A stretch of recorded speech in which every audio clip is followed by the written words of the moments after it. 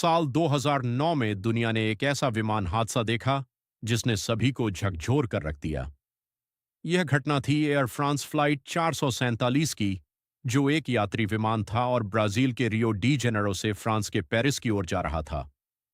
इस विमान में कुल 228 लोग सवार थे। शुरुआत में सब कुछ सामान्य लग रहा था।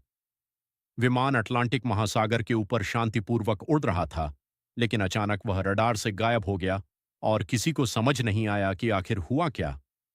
यह विमान एयरबस ए 330 एक भयंकर तूफानी क्षेत्र में प्रवेश कर गया था। इस दौरान बर्फ के छोटे छोटे कणों ने विमान के स्पीड सेंसर को जाम कर दिया, जिससे पायलटों को गलत और उलझाने वाली जानकारी मिलने लगी। स्थिति और खराब हो गई जब ऑटो पायलट सिस्टम अचानक बंद हो गया। अब पायलटों को बेहद कठिन परिस्थितियों में खुद विमान को संभालना पड़ा।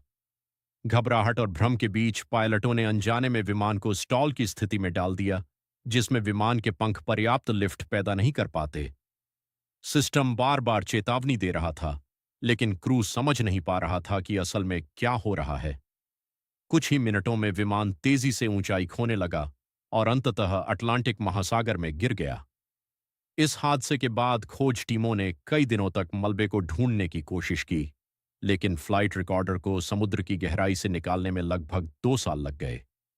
जांच में बाद में यह सामने आया कि यह दुर्घटना तकनीकी खराबी और मानवीय गलती के मिश्रण के कारण हुई थी। एयर फ्रांस फ्लाइट 447 का यह हादसा विमानन सुरक्षा के क्षेत्र में एक बड़ा बदलाव लेकर आया।